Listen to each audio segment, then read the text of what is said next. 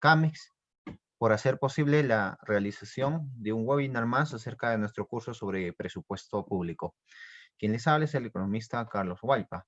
El día de hoy prácticamente vamos a enfocarnos a poder realizar y analizar principalmente acerca de las fuentes de financiamiento del presupuesto del sector público para el año 2021. Entonces, analizaremos el decreto ley en este caso que ha sido aprobado con respecto al porcentaje del presupuesto público que se va a destinar, ¿no? Estamos analizando del PIA para el año 2021 y concretamente también analizaremos acerca de cuáles serían las fuentes de financiamiento que se estarían considerando y a la vez también vamos a puntualizar algunas observaciones que pudiéramos generar en base a este presupuesto. Entonces, empezamos. Para este caso, les invito, por favor, a que ustedes también, a través del distinto buscador que ustedes puedan de repente utilizar,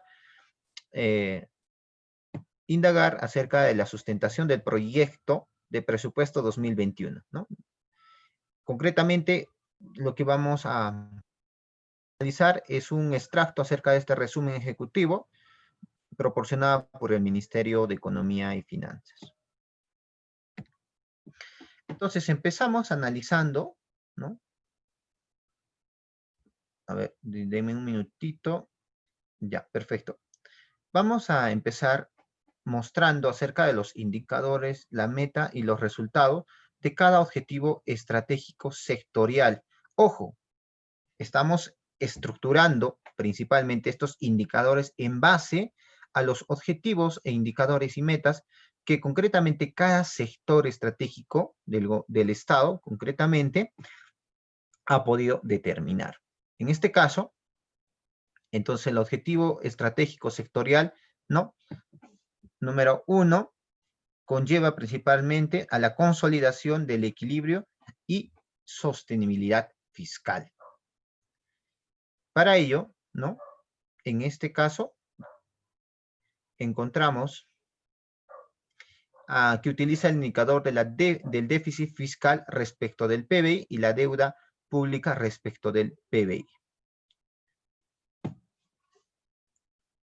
Aquí, obviamente, no vamos a centrarnos a analizar cada cifra, ahí nos pasaríamos todo el día prácticamente. Lo que pretendo principalmente mostrar es que existe, ¿no?, ciertos indicadores, metas y resultados en base al avance que se vaya a estar estableciendo respecto a los objetivos estratégicos sectoriales que ya se habían trazado. Entonces, indudablemente es importante recoger esta información porque nos permite avisorar, ¿no?, el escenario que en este caso los distintos sectores estarían pudiendo establecer. Aquí concretamente, digamos, encontramos la meta y el resultado que se ha podido conseguir en el año 2019, en el año 2020, y lo propio, la meta que se va a establecer y se ha establecido para el año 2021, para cada uno, en este caso, de los indicadores. Ustedes ya desde la comodidad de sus casas pueden analizar, ¿no?, darle digamos, un enfoque un tanto más estricto con respecto a las metas o el avance que ya se haya tenido en este año del 2020 y de igual manera las metas que se tengan para el año 2022, que dicho sea de paso, se considera pues el tema del plan bicentenario, ¿no? Indudablemente aquí ha habido pues cierto retraso por el tema coyuntural que creo que todos sabemos, ¿verdad? Pero eso no es una excusa, por decir así, para poder replantear algunas metas, ¿no?, y tratar de acercarnos a lo que correspondía el plan bicentenario. A ver, continuamos en todo caso. Entonces, analizamos el tema de la cobertura. Recordemos, para este caso, que la cobertura institucional, ¿no?, de los recursos puesto público, en este caso, está enfocado en el sector público no financiero. Es decir, hablamos de gobierno general y de empresas públicas no financieras. Dentro del análisis de estos gobiernos generales encontramos el presupuesto para las entidades de gobierno nacional, ¿no es cierto? El gobierno regional y los gobiernos locales. La anterior sesión de este webinar nos habíamos centrado en analizar concretamente cómo se ha desarrollado el tema del presupuesto para el año 2020, ¿no? Y bueno, en esa exposición analizamos de que el gobierno nacional prácticamente acapara más del 60% del presupuesto público, ¿ok? Mientras que los gobiernos regionales y locales no llegan, pues, ¿no? Ni al 30%. Esta es una observación, indudablemente, que también tiene de repente cierta secuela basada en el tema de la descentralización, de la fallida descentralización, lo que conocemos como el tema de las regiones, ¿no?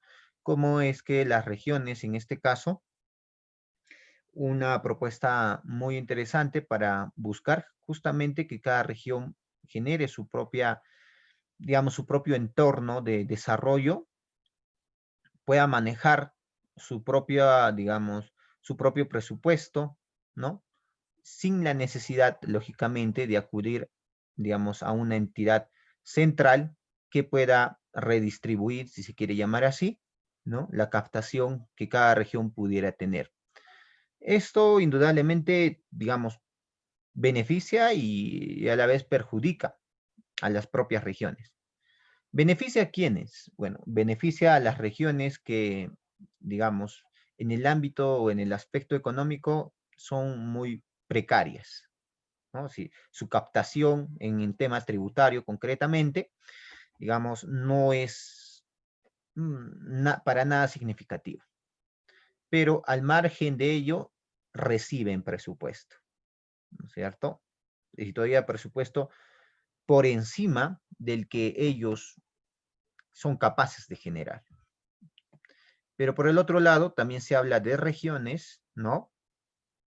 Quienes sí generan, digamos, en el ámbito económico, mayor captación de recursos, ¿no? Pero en el tema de su distribución, digamos, reciben menos. Indudablemente este problema no es un problema de hoy, ¿no? Es un problema común que ya abarca varios años. Y si nos remontamos a analizar, digamos, antes de que sean regiones, ¿no? La realidad era, pues, como existen varios otros economistas que hablan del tema acerca del modelo centro-periferia, ¿no? Como es que, en este caso, la región de Lima, concretamente, ha desarrollado o ha generado su economía en base al aprovechamiento, ¿no? De, de, ciertas, de ciertos departamentos. Digamos, eso no concretamente se le acuña solo a la región de Lima, ¿no? Sino a distintos pequeños polos de desarrollo, porque justamente no existía la infraestructura adecuada en esas regiones para poder centrar, ¿no? Su autodesarrollo. Entonces, solo se tenía que acudir a ciertas regiones como Trujillo, Lima, Arequipa, y de repente por ahí podría ser el tema de Cusco, que recién también, digamos, se ha estado un poco generando pequeños pueblos de desarrollo, pero principalmente se ha centrado en Lima, ¿no? Por la infraestructura, por el mismo aspecto central que, bueno, hablamos de hace 20 años, se podía encontrar ahí. La intención de la regionalización, digamos, se guía por dos aspectos. Uno, tiene que ver con el tema de que las regiones en sí deberían estar comprendidas por más de un departamento. Pero ojo, cuando se hizo, ¿no? El tema o la propuesta de poder construir regiones, es decir, unir departamentos, prácticamente se ha encontrado, pues, digamos, un concepto fallido. Y claro, esto tiene una explicación cultural, ¿no? Es decir, imaginemos, ¿no? En la región de Cusco, no, bueno, en el departamento de Cusco y el departamento de Abancay, por ejemplo, eh, existen, digamos, aspectos culturales que comparten, pero también existen muchos aspectos culturales que difieren, ¿no? Eh, Indudablemente, de repente, los pobladores, ¿no? De Andahuayla, Sabancay, existe un temor latente respecto a que si pertenecen a una región en donde está Cusco, entonces posiblemente Cusco podía centrarse como un polo, ¿no es cierto? Como que desfasando un poco a las otras, a la región de Andahuayla, Sabancay, ¿no? Digamos, ese concepto se ha tenido y hoy en día de repente poco a poco se va desfasando, ¿no? Ya que se considera de que el tema de la regionalización, digamos, como requisito, tiene que unir a más de un departamento. Y por el otro lado, también, digamos, rescatando algunas actividades positivas, tiene que estar enmarcado, lógicamente, con desarrollar que cada región tenga que buscar su propio aspecto legal en el marco tributario. Digamos, eso es lo deseado, pero aún se está, digamos, si bien cierto, se ha dejado de lado o olvidado estos aspectos, pero bueno, no está de más nuevamente recordar cada vez que hablamos acerca del presupuesto público, porque nuevamente los gobiernos regionales, como se encuentran divididos, cada uno busca su propio beneficio, entonces no se puede llegar al tema de la descentralización en base a las regiones, ¿no? No se puede llegar. Y el tema del presupuesto del gobierno nacional, que dicho sea de paso, se centra nuevamente en Lima, prácticamente, digamos, demanda más del 60% de todo el presupuesto. Si esto lo evaluamos en el marco de la PEA, ¿no? De la población económicamente activa, encontramos ahí, pues, ¿no? Que se desarrolla, digamos, se encuentran mayores puntos laborales en dicha región. Pero bueno, vamos a cerrar este pequeño comentario y luego pasaremos a analizar el tema de las extrapresupuestales, ¿no? Como es de salud, la superintendencia de bancas y seguros y otras instituciones. Ahora, el sector público no financiero también está comprendido por las empresas públicas no financieras, ¿no? Ahí tenemos el tema de Petroperú, empresas de Fonafet, por ejemplo, ¿no? Ya sea Sedapal, Electroperú o empresas municipales. Digamos, el presupuesto público no financiero se centra principalmente en esas dos ramas principales, los gobiernos generales y empresas públicas no financieras. Cuando nos centramos a analizar también acerca de la cobertura de los recursos públicos por fuentes de financiamiento, ¿no es cierto? Es decir, de dónde se estaría recaudando, ¿no? O se estaría financiando este presupuesto público para el año 2021, encontramos que el presupuesto institucional de apertura, o lo que se conoce como el PIA, ¿no es cierto? Se centra en el tema de la recaudación de recursos ordinarios, por ejemplo, ¿no? Ahí encontramos de que los recursos ordinarios están encontrados el tema del impuesto a la renta sin canon, el tema del IGB, ¿no? Los impuestos aduaneros, que representan el 54.4%, ¿ok?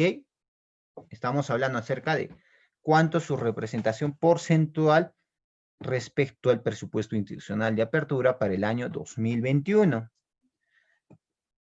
Aquí, digamos, resalta un aspecto importante, ¿no? Sobre los recursos ordinarios. Recordemos que los recursos ordinarios, es decir, concretamente acerca de la captación tributaria, en los anteriores años representaba más del 70%, ¿ok? Y ahora solo representa el 54.4%. Y la pregunta es, ¿por qué? Bueno, la respuesta tiene que ver con la coyuntura con la cual vivimos. El tema de la recaudación tributaria, ¿no? Tiene que estar religado al aspecto del sector privado, ¿no? Acerca de la actividad, del dinamismo que genera en la economía. Pero recordemos, este año 2020 prácticamente el sector privado ha estado en su mayoría en paro, ¿no? En pare. Hablamos de al promedio más o menos de 7 meses que ha estado en pare, el sector privado. Obviamente no es porque el Estado, digamos, en un afán de perjudicar, ha establecido cierta cuarentena, digamos, para hacer salvedad, hasta cierto punto era necesario el tema de la cuarentena. Claro, acá ya entra otro debate de fondo de digamos, qué medidas han sido las más propicias, qué otras medidas no han sido las más propicias. Pero lo que nos interesa es que más de 6 a 7 meses el sector privado está en pare. Y como el sector privado está en pare, entonces obviamente el tema de la captación tributaria de impuestos a la renta o del IGB, ¿no?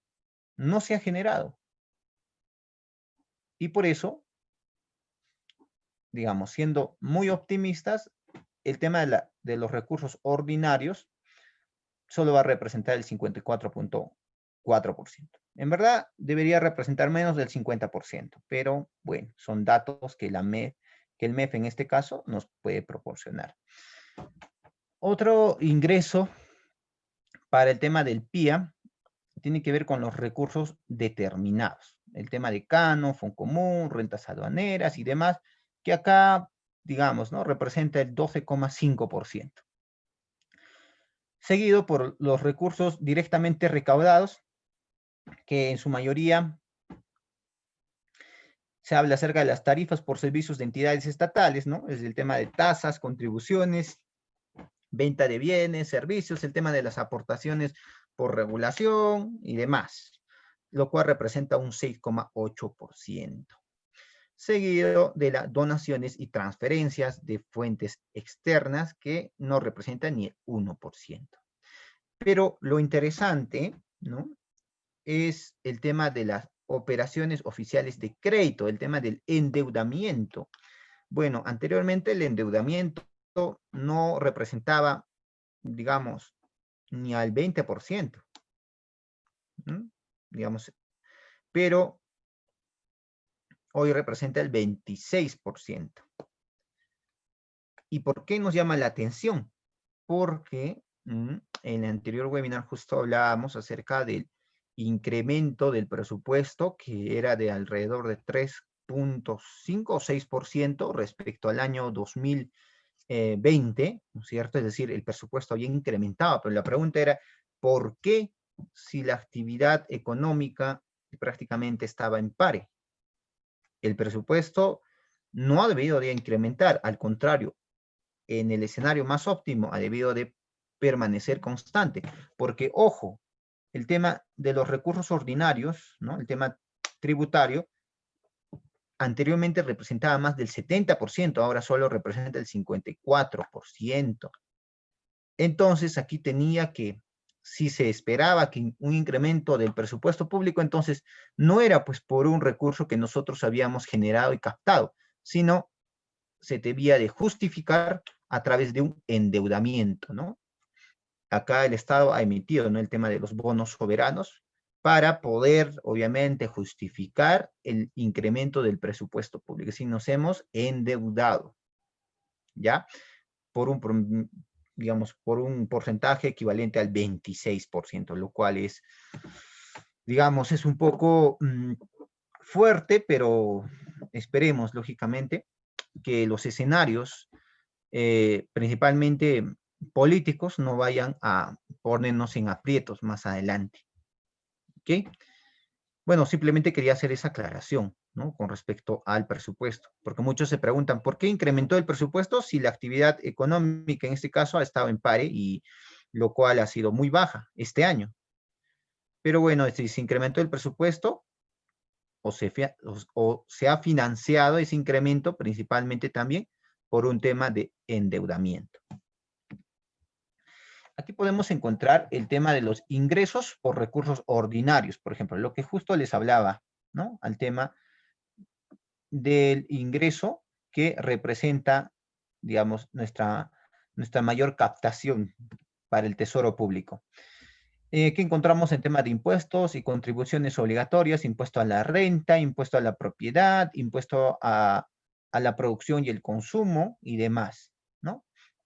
Aquí también encontramos más o menos este es el proyecto presupuestal para el año 2021, ¿no es cierto? ¿Cuánto se estaría generando? Y la representación, que en este caso el impuesto y las contribuciones representan respecto al PBI sería de 12,7%. Y así progresivamente encontramos que los recursos ordinarios en general, ¿no? Van a representar el 12,9%. Entonces, en este caso, el impuesto y las contribuciones obligatorias, aún bajo este escenario, es la principal fuente de financiamiento, ¿no? Para el tema del tesoro público.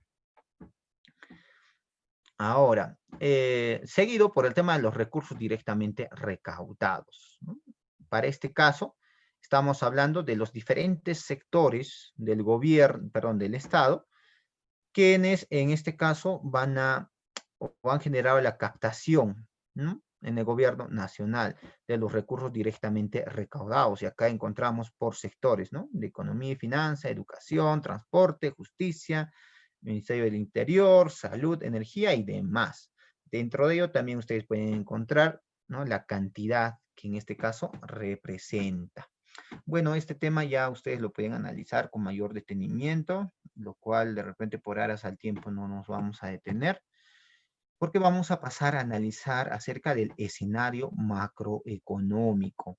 Y bueno, el escenario macroeconómico, lo que, digamos, avisora principalmente respecto al tema del PBI, recordemos una vez más, el tema del presupuesto público tiene que estar apegado, ¿no?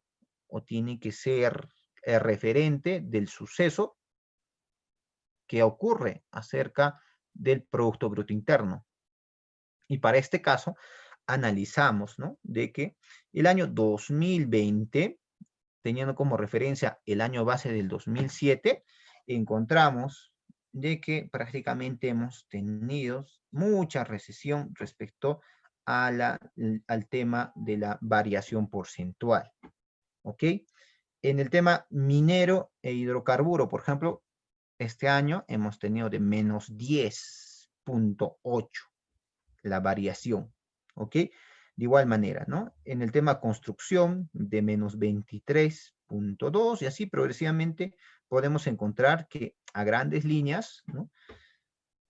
Respecto al año 2007, digamos, se ha tenido una variación, es decir, una recesión de menos 12% del PBI, ¿ok? El PBI en este caso está sumando la variación de los diferentes sectores. Para el año 2021, indudablemente, se tiene una proyección positiva, ya que en este caso se espera un efecto rebote, ¿no?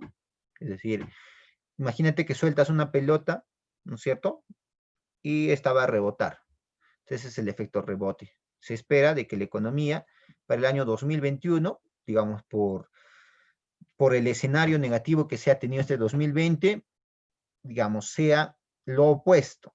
Si crezca de igual o mayor altitud en términos del PBI, ¿no? Aquí, indudablemente esto es una proyección que ya el tiempo se encargará prácticamente ya el año que viene a estas alturas. Estaremos analizando posiblemente si se ha podido conseguir, digamos, este escenario deseado. Me imaginen acá en el sector minero e hidrocarburo, este año se tuvo de menos 10% más o menos, ¿no? Y para el próximo año se espera que crezca 14%, es decir, más del escenario, digamos, más del porcentaje, pero opuesto que se ha podido vivir este año. Y así progresivamente encontramos y se genera que el PBI para el año 2021 sea de un 10%. Indudablemente esto se pone aún en tela de juicio por las crisis mediáticas que se van estableciendo, ¿no? En el tema no solo de la salud, sino también hablamos del tema político. Recordemos que hoy vivimos un aspecto de la globalización, entonces lo que ocurre en el Perú prácticamente no es que se quede en el Perú, sino esto llega a oídos obviamente de nuestros principales socios comerciales y lo que ellos, digamos, avisoran es una inestabilidad no solo en tema económico, sino en tema político. El mismo hecho de hablar de un cambio de la constitución, ¿no? no de una modificación, sino de un cambio de la Constitución, obviamente, digamos, hace mucho ruido a nuestros socios comerciales, porque imagínate, ¿no? Tú le vas a, de un día para otro, poner otra regla de juego. Le vas a decir, mira, la manera como estamos negociando ya va a cambiar completamente porque se va a aprobar otra constitución. Entonces, este socio comercial se va de repente a sembrar una incertidumbre. Entonces, el tema de las inversiones extranjeras posiblemente se va a retirar, ¿no? Va a haber una fuga de capitales y posiblemente ellos vayan, ¿no?, a otro país vecino que, digamos, tiene un marco constitucional más estable, ¿no? Tiene menos crisis y demás.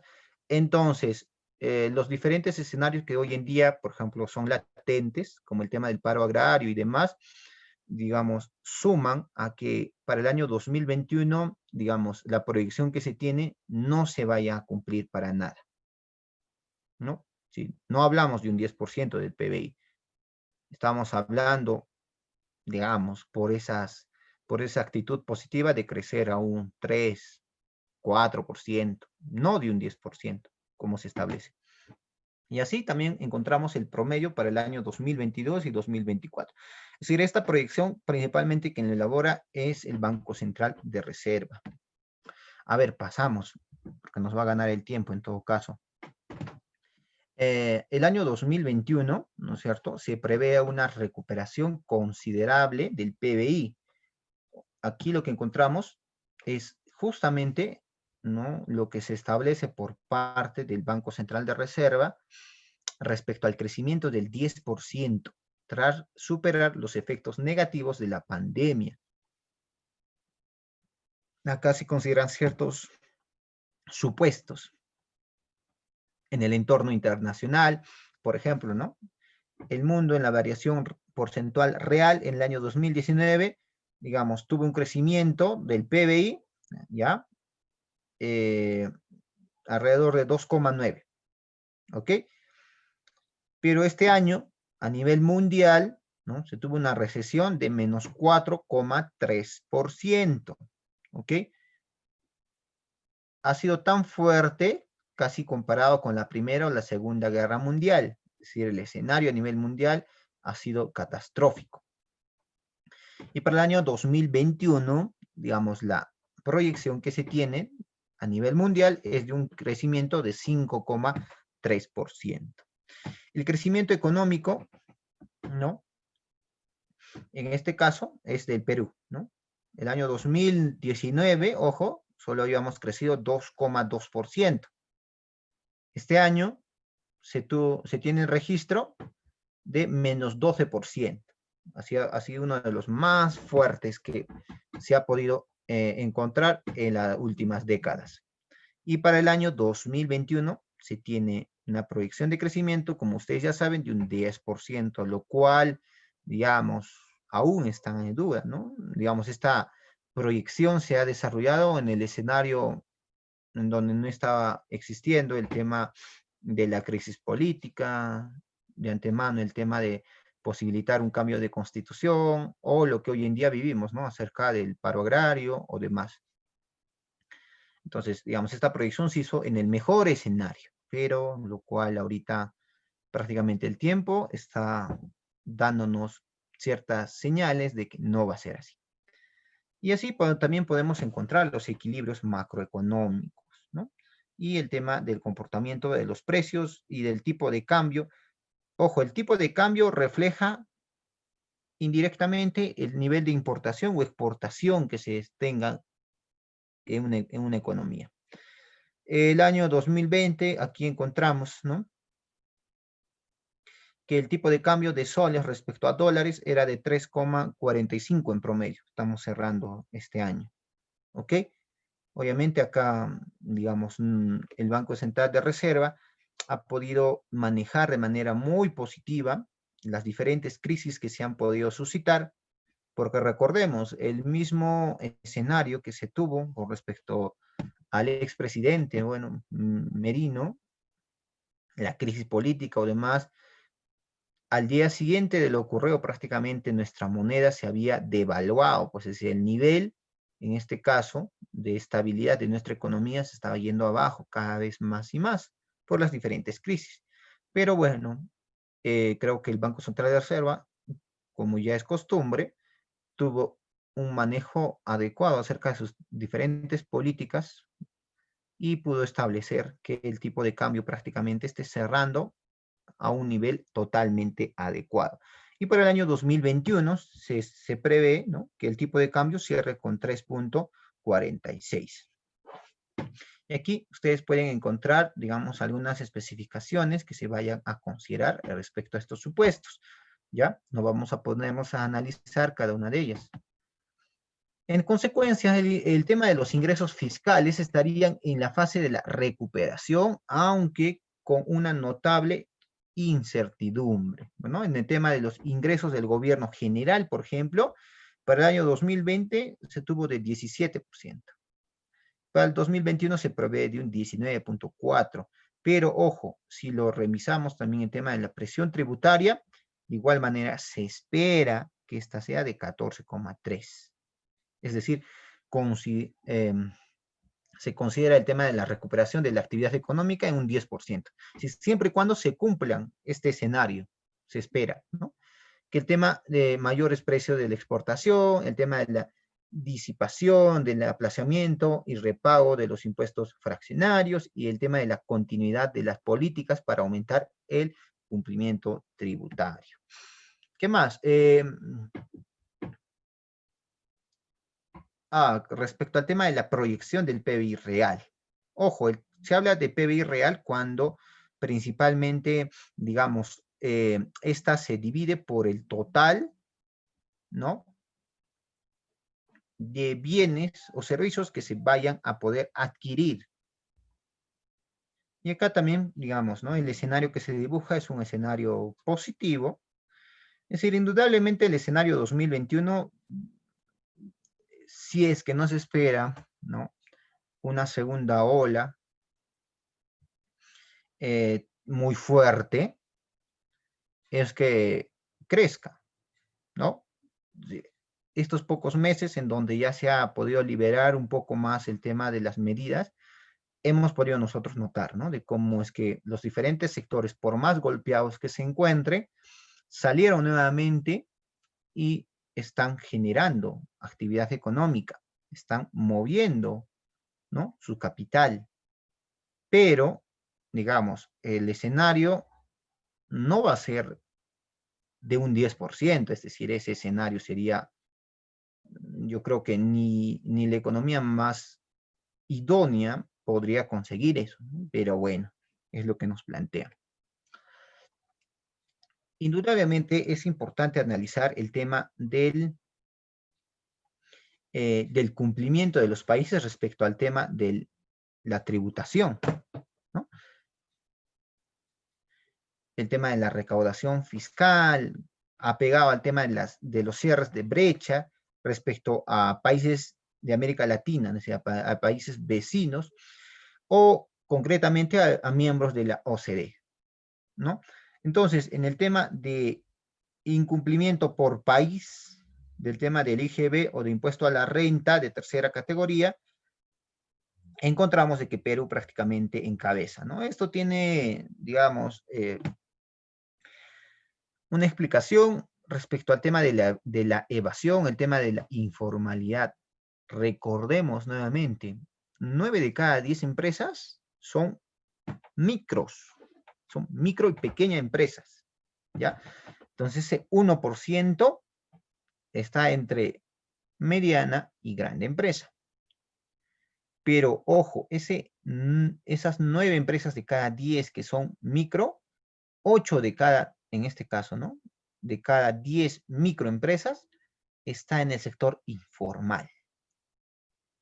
Entonces, si está en el sector informal, aparte que no genera el tema de la tributación, imagínense bajo qué condiciones también trabaja el personal. Si la propia empresa está en el sector informal, entonces es lógico deducir que sus trabajadores también se encuentran en el sector informal, ¿no? Porque sería medio loco, ¿no? Estaría medio, digamos, no sé, pues, medio tonto, por decir así, que si la empresa es formal, mejor dicho, informal, esperar que sus trabajadores estén en planilla, reciban todos los beneficios y todo, ¿no? Sí. Por simple lógica podemos deducir que el 100%, ¿no? Podría encontrarse en ese escenario informal. Y por ende, el tema del impuesto a la renta también, pues, prácticamente nuestro país se encuentra entre uno de los primeros en América Latina que genera el tema del incumplimiento en el aspecto tributario. Ahora, en el tema de la brecha de los ingresos fiscales, ojo, ¿no? Acá también encontramos que América Latina y el Caribe representa un 7.3% del PBI, las economías emergentes un 7,7% y los miembros de la OCDE un 20.3%. A ver, seguimos avanzando. ¿Qué más nos puede proporcionar el Ministerio de Economía y Finanzas? En los últimos años, ¿no? Se ha visto el tema del incumplimiento de medidas que favorecen a la recaudación tributaria y que continuarán a futuro, ¿no? Acá encontramos la tasa de morosidad de la recaudación, por ejemplo, ¿no? También hablamos de la recuperación de las deudas tributarias, ¿ya? Y del ingreso por acciones de la SUNAT. Aquí, digamos, estas son una serie de medidas antialusivas al tema de la fiscalidad internacional, ¿no? Esto ustedes prácticamente ya lo pueden analizar con mayor detenimiento en la parte inferior. Acá tienen una guía para que también puedan, digamos, conocer a qué concretamente se está haciendo referencia a cada término, ¿ya? Entonces, por último, y digamos esto es lo más extenso, el tema de la sustentación del recurso público se encuentra de que, ¿no? En el tema de la pandemia se ha generado un impacto negativo en el tema de la formulación del presupuesto 2021. Es decir, para este año concretamente digamos, se ha tenido un incremento, lo que les adelantaba, en el tema del presupuesto institucional de apertura de aproximadamente 5.662 millones de soles respecto al año 2020, ¿no? Es decir, en términos porcentuales, se tuvo un incremento de 3,2% del presupuesto para el año 2020 respecto al año actual. Digamos, es que nos podemos analizar respecto al incremento del PIA en los últimos años, es menor, ¿no? Es decir, hablamos de un 3,2%. Del año 2019 al año 2020 fue de 5,5%, o digamos uno de los más altos que es del 2017 al 2018 que fue del 10,3%. Pero digamos, estos escenarios tan positivos se han podido generar digamos, en una situación en donde la economía crecía, pues, ¿no? Por un promedio mayor del 3, 4%, ¿no? Y si hablamos de concretamente del año 2017, 2018, acá la economía estaba creciendo, pues, alrededor del 10%, 8%. Entonces, ahí existía una justificación saludable para el tema del incremento del PIB. Pero bueno, este año se tuvo una recesión de menos 12. Y ese 3,2%, digamos, generalmente se está financiando con endeudamiento. Es decir, el Perú se está endeudando para poder conseguir este incremento. Que bueno, acá hay un tema también de debate. Como les adelantaba, muchos analizan de que debió mantenerse, si ser mesurados, no endeudarnos ante una situación todavía no resuelta por el tema del COVID, y peor aún si es que estamos pasando por crisis no solo económico, sino que la crisis política que se ha podido generar. ¿Ok? Pero bueno, esta es la información que nos alcanza el MED. Y para el año 2021 se tiene, digamos, un presupuesto de 183.000 millones de soles, ¿no? Entonces, el tema del déficit fiscal, ¿no? Es decir, para este año hubieron menores ingresos, ¿sí? Ha habido menos ingresos, pero ha habido más gastos. Por eso se le llama déficit fiscal.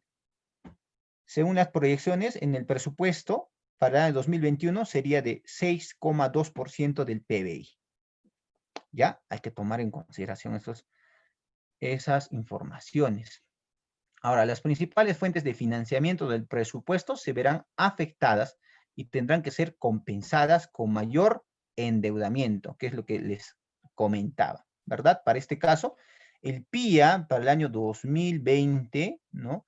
En el tema de los recursos ordinarios equivale a 117.000 millones y tantos, ¿no? Para el año 2021, de igual manera, la variación que se vaya a conseguir concretamente es negativa y así progresivamente ustedes pueden aquí analizar respecto a las principales fuentes de financiamiento del presupuesto y cómo es que estas se han visto afectadas, ¿no?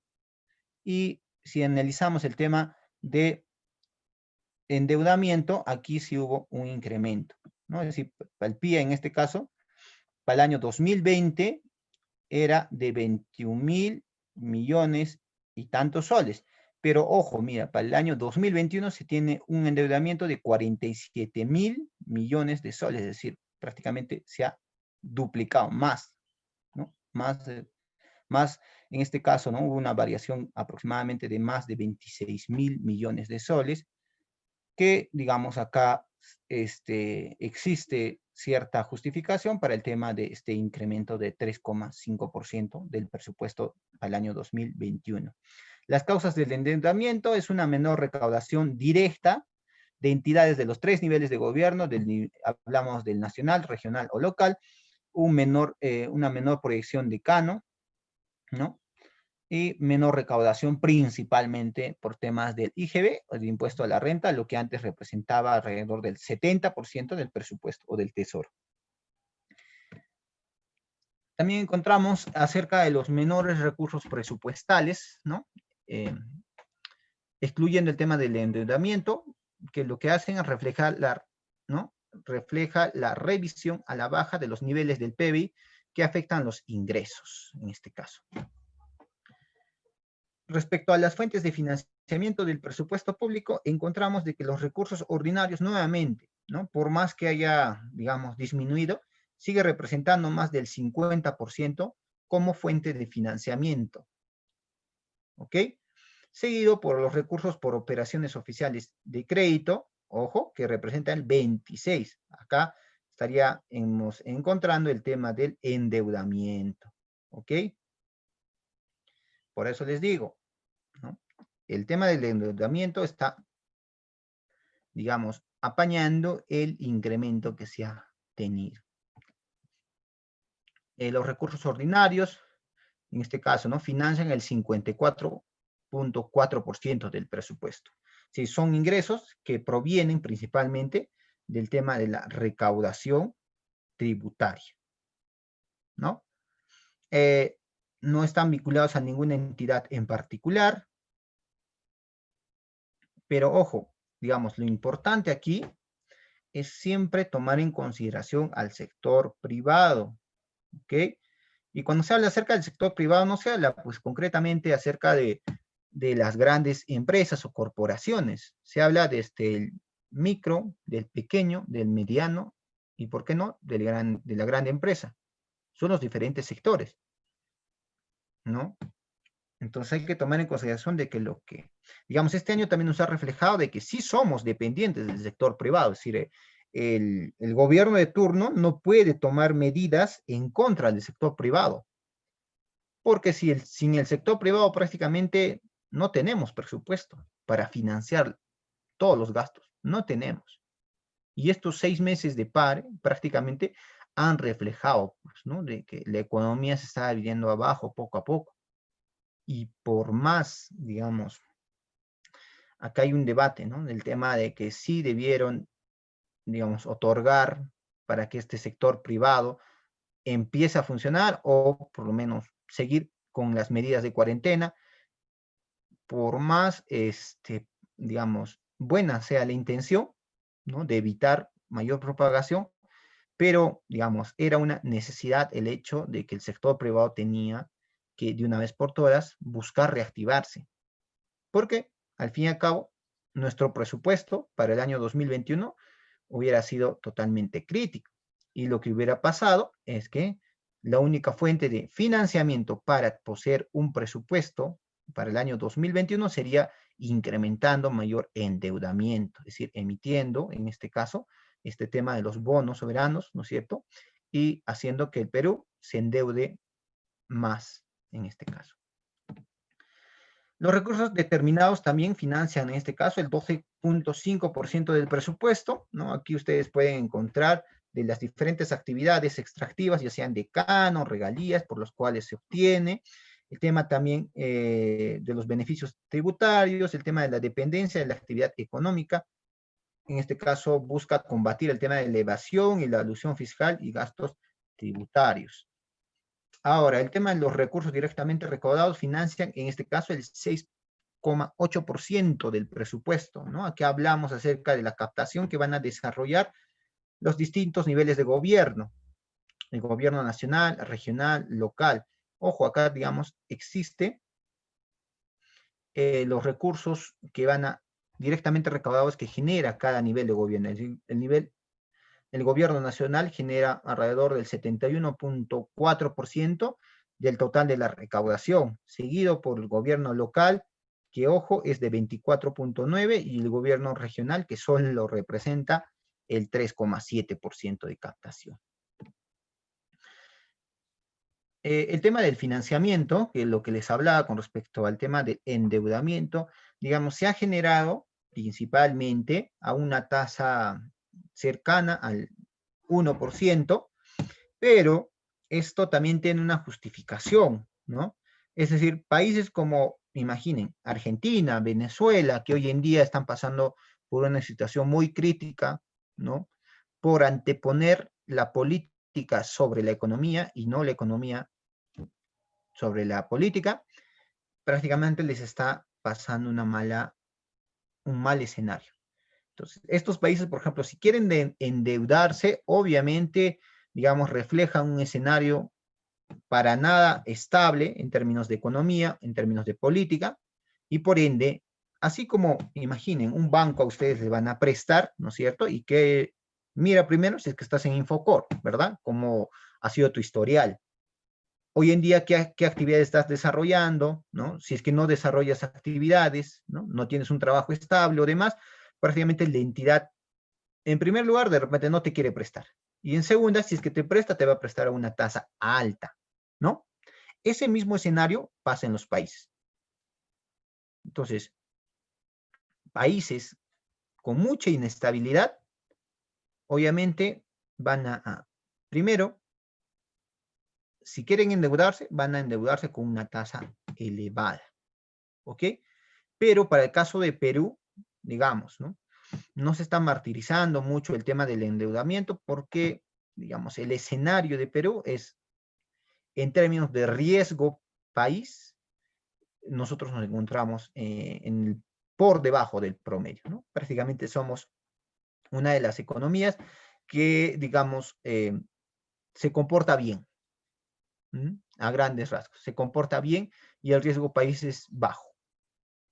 Claro, esto tiene que estar apegado primero al escenario político, al tema económico, social, ambiental y demás otros indicadores que se evalúan, ¿ya? Pero por ahora, digamos, nos encontramos bien y por eso también el tema de la deuda, digamos, no se está satanizando tanto porque somos, por decir así, el alumno bueno del salón. Entonces acá, por ejemplo, podemos identificar la situación de las calificaciones o perspectivas crediticias soberanas en moneda extranjera para el año 2020.